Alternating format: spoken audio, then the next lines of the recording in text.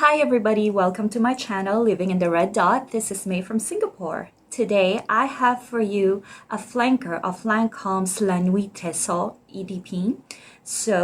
This perfume is called La Nuit Tresor Musc Diamante. It is also an EDP concentration. So if this is something you're interested in, please stay tuned.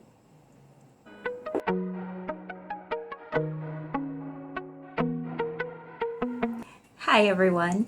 So like I said, today's perfume is a flanker of Lancome's La Nuit Tresor EDP, which is this bottle right here, beautiful diamond shaped bottle. And I have done a review of this, the original formulation. This is the latest formulation that I believe you can find in the stores right now. And then there's also another flanker that I have in the review.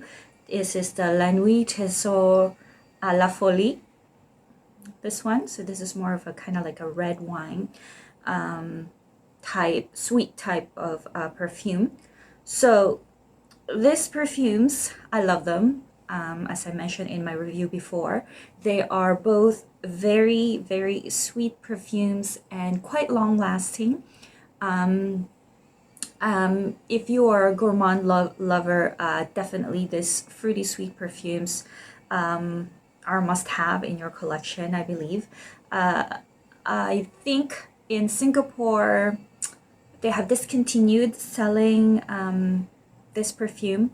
They may not be quite a big seller here because of our very hot, warm, humid weather, because these perfumes can be quite dense and syrupy, a bit too thick for our hot, humid weather over here.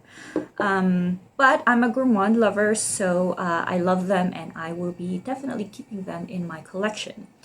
So in my old review, I mentioned that I wasn't really planning on getting any other flankers because these two that I have are quite enough. But I did come across a flanker that was a good price. So I decided to buy it, give it a try. I think it was around like $50. And this is what the flanker is. I believe it's a smaller bottle. I think this is a 30 ml bottle. So this is Lancome La Nuit Musc Diamante. So with the name Musk, M-U-S-E, Musc Diamante. This is actually all about the musk. So this is a very musky perfume. I'm usually quite picky with musks. There are musks that just doesn't work well with me, like the Narciso Rodriguez Eau de Toilette and the EDP. They just don't work for me, the ones in the rectangular pink and black bottles. So I tend to stay away from those, from that collection. But here the musk is really, really nice. It's nice and clean. I'm not gonna go through all the notes. I will just post them up here if you're interested, and they are also available in Fragrantica. So this perfume, compared to the other two that I've shown you, the La Nuit original and the A la Folie, this is much lighter and much airier. It is definitely much more friendlier towards warm weather climates or countries, warm, humid weather. It's airy. It's slightly brighter. I wouldn't call it a fresh scent because it is a tad powdery. There is a powderiness that comes through. I remember when I first sprayed it, when I took it out of the box and I sprayed it, I immediately knew that it is part of the La Nuit, Tresor La Nuit collection, the line. It has the same like DNA, the sweetness DNA, but the difference with this one is that it is more airier, while the other two are quite dense and syrupy and thick. This one comes off sweet, but not too thick sweet. It's kind of like sweetness that kind of floats on the air, and it goes very nicely on the skin. It develops a slight powderiness to me, and I think that powderiness, it gets more and more powdery as time goes by. It's a warm, fruity scent. It's not a fresh citrus. I don't believe there's any citrus in this at all. But, you know, as the color shows, it's slightly purplish when the light hits it. I think it's a nod to maybe the violet leaf that is supposed to be in this.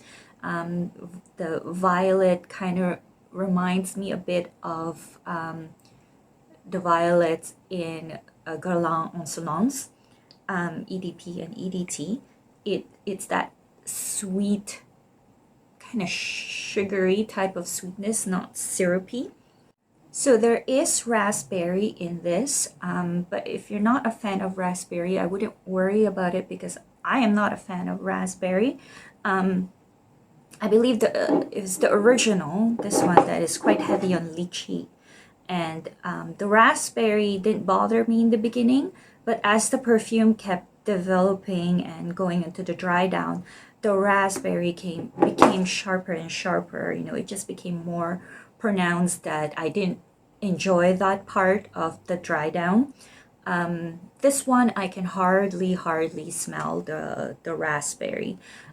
There is slight creaminess and or nuttiness. I think it's from the almond. It also has almond in it. So yeah, so overall I think this perfume was a good buy. I really love that bottle. It's such a collector's like item. Look at that. It's beautiful. There's the tinge of like purple that the light picks up on it. It kind of matches my shirt. But yeah, so this is very office friendly. I can probably like spray like, you know, 4 sprays and it won't overwhelm like the room or myself. Whereas the original and A la Folie, I think 1 or 2 spritzes would be good enough in hot weather.